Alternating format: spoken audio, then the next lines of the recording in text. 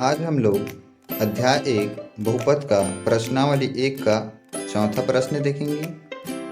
तो चौथा प्रश्न है x का घात 5 plus 5x plus 3x square plus 5x cube plus 3 को 4x प्लस x का घात 2 प्लस 2 से भाग देकर भागफल एवं शेषफल ज्ञात कीजिए। तो सबसे पहले हम लोग लिखते हैं जो दिया है उसको। तो इसमें भाज्य क्या हो जाएगा, x का घात 5 plus 5x plus 3x square plus 5x cube plus 3 और भाजक क्या हो जाएगा 4x प्लस x का घात 2 प्लस 2। तो यहाँ देखिए सबसे पहले हमें क्या करना है, किसी भी सवाल में अगर इस तरह से दिया हुआ है जिसमें घात, यहाँ देखो x का घात 5 है, उसके बाद 1 हो गया, उसके बाद 2, उसके बाद 3, तो अगर घात एक सही क्रम में नहीं है, घटते या फिर बढ़ते क्रम में, तो सबसे पहले उसको क्या कर लेंगे, हम लोग घटते क्रम में लिख लेंगे। घटते क्रम मतलब सबसे पहले x का अधिकतम घात क्या है 5, उसको लिखो। उसके बाद देखो कि इसके बाद वाला कौन सा घात है, तो यहाँ 5 के बाद 4 है क्या, नहीं है, तो कौन है 3, तो यहाँ लिख देंगे 5x का घात 3। उसके बाद लिखेंगे इसमें 3 के बाद 2 आएगा तो 3x का घात 2। उसके बाद लिखेंगे 5x, उसके बाद क्या आ जाएगा हमारा 3।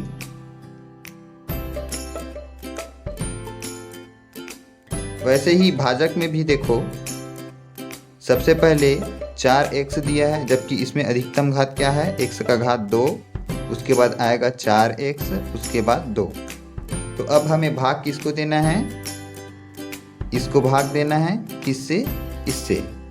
तो चलिए शुरू करते हैं हमारा आज का सवाल। सबसे पहले अंदर भाज्य को लिख देंगे, x का घात 5 प्लस 5x का घात 3 प्लस 3x का घात 2 प्लस 5x प्लस 3। यहाँ भाजक को लिखेंगे x का घात 2 प्लस 4x प्लस 2।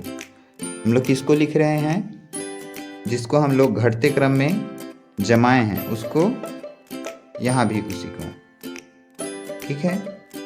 तो चलिए शुरू करते हैं। यहाँ x का घात 2 है और यहाँ x का घात 5 है, तो इसको इसके बराबर करने के लिए क्या करना पड़ेगा, x के घात 3 से गुणा करना पड़ेगा, क्योंकि x दोनों समान हैं तो उसका घात आपस में जुड़ जाएगा। तो कितना हो जाएगा x का घात 5। तो चलिए इससे गुणा करते हैं इसको। यहाँ आ जाएगा x का घात 5 धन, यहाँ 4 है तो 4, उसके बाद x है और x का घात 3 है, तो दोनों मिला के क्या हो जाएगा x का घात 4। उसके बाद यहाँ क्या है 2, यहाँ x का घात 3, तो 2x का घात 3।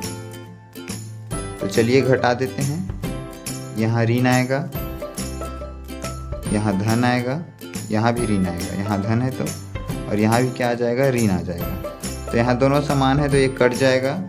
अब देखो यहाँ दोनों में बड़ा घात कौन है 4, ऊपर में कहीं पास दिख रहा है क्या आपको 4, x का घात 4 दिख रहा है क्या, नहीं।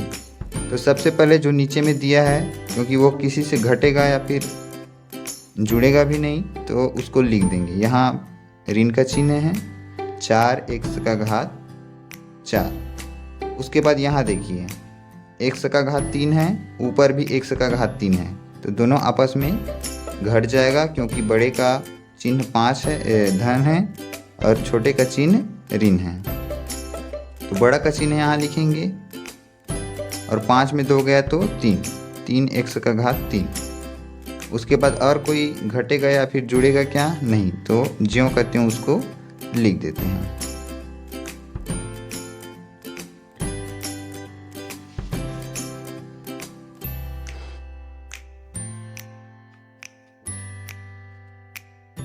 अब हमको देखना है कि x के घात 2 में ऐसा कौन सा संख्या है जिसका गुणा करे तो हमें माइनस 4x का घात 4 यहाँ नीचे में प्राप्त हो, ताकि हम इसको कटा सकें। तो चलिए यहाँ माइनस है तो यहाँ भी माइनस लाना पड़ेगा, तो यहाँ ऋण का चिन्ह रख देते हैं, ऋण का चिन्ह लेना पड़ेगा। उसके बाद यहाँ 4 है तो 4 भी ले लेते हैं क्योंकि यहाँ कोई कुछ भी नहीं है, 1 है। अब यहाँ x का घात 4 है और यहाँ x का घात 2 है, तो x के घात 2 से गुणा करने पर यह x का घात 4 हो जाएगा, तो x के घात 2। तो चलिए इसका इससे गुणा करो, यहाँ क्या आ जाएगा -4x का घात 4। उसके बाद इससे इसका गुणा होगा तो ऋण चिन्ह माइनस और प्लस माइनस, तो 4 चौक 16 और x का घात 2 और x का घात 1 दोनों जुड़ जाएगा तो x का घात 3।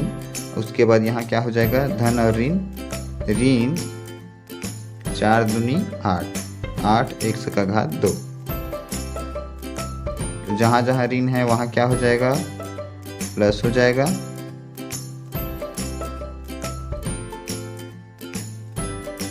तो चलिए जो समान घात है और जिसका चिन्ह अलग है उसको यहाँ हम लोग कटा देते हैं। अब यहाँ देखो ऊपर में x का घात 3 के सामने 3 है और यहाँ नीचे में x के घात 3 के सामने 16 है, तो दोनों मिलके क्या हो जाएगा 16 और 3 19 x का घात 3। अब यहाँ ऊपर में x का घात 2 के सामने 3 है और नीचे में x के घात 2 के सामने में 8 है और दोनों के साइन क्या है चिन्ह समान है तो आपस में जुड़ जाएंगे। 8 और 3 11 x का घात 2। और कोई होगा क्या जुड़ेगा या घटेगा नहीं, तो उसको ज्यों का त्यों लिख देना।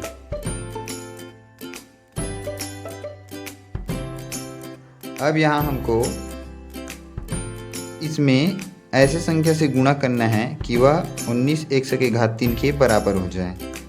तो यहाँ हमें सबसे पहले 19 से गुणा करना पड़ेगा और x का घात 2 है और x का घात 3 है, तो दोनों का घात समान करने के लिए यहाँ एक x का भी गुणा करना पड़ेगा।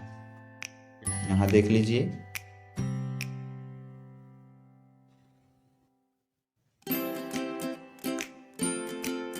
तो चलिए अब गुणा करने से क्या आएगा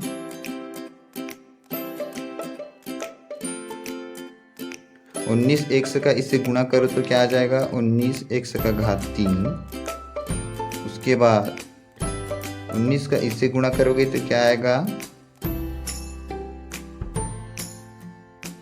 19 का पहाड़ा तो याद होगा आपको, तो 19 चौक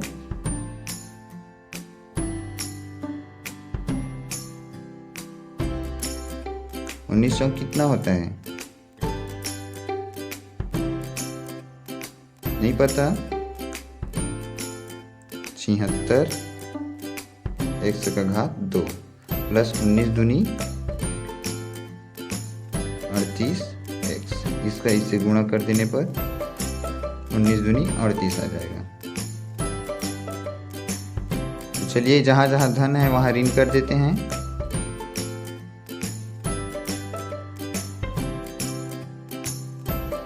तो यहाँ क्या आ जाएगा ये कट जाएगा। उसके बाद देखो यहाँ बड़े का चिन्ह नीचे में लिख देना है क्योंकि 76 बड़ा है। अब 76 में 11 घट जाएगा तो क्या आ जाएगा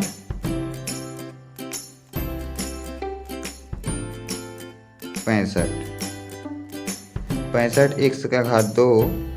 अब यहाँ देखो यहाँ 38 है और यहाँ 5 है, तो 38 में 5 घट जाएगा तो ये बड़ा है तो बड़ा का चिन्ह नीचे में आएगा और यहाँ क्या आ जाएगा 33x धन 3।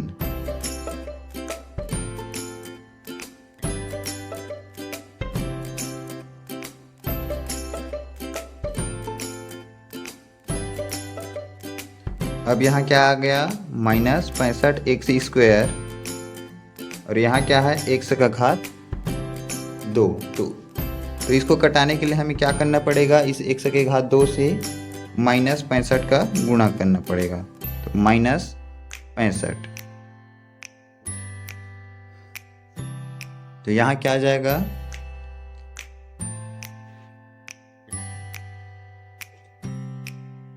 65 का इसे गुणा करोगे तो क्या आएगा उसको यहाँ लिखना है -65x घात 2। उसके बाद ऋण का चिन्ह लिख देंगे क्योंकि -65 है और यहाँ प्लस है तो माइनस और प्लस माइनस हो जाएगा। अब 65 गुणित 4 कर लो कितना आ जाएगा 5 चौक 20, 6 चौक 24, 260। तो ऋण 260 x यहाँ आ जाएगा। उसके बाद 65 गुणित 2, 0 हासिल है 1, 6 एकम 6 7 12, 1 13, 130। तो ऋण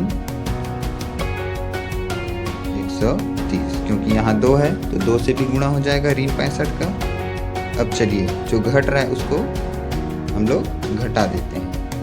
ये दोनों समान हैं, यहाँ ऋण है तो प्लस आएगा तो धन और ऋण कट जाएगा। यहाँ भी ऋण है तो यहाँ धन हो जाएगा, यहाँ भी ऋण है तो यहाँ धन हो जाएगा।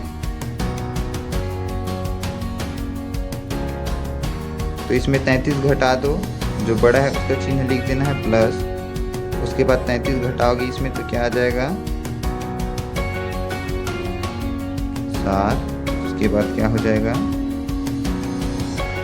2 और 2, 227x धन 133। ये इसका क्या हो जाएगा शेषफल हो जाएगा। अब इसको हम लोग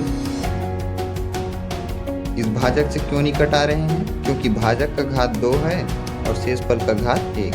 तो जब यहाँ नीचे में छोटा घात आ जाता है उससे, तो उसको घटाने का कोई मतलब नहीं है। तो ये हमारा क्या हो जाएगा शेषफल आ जाएगा। अतः हम लोग क्या लिखेंगे यहाँ, अतः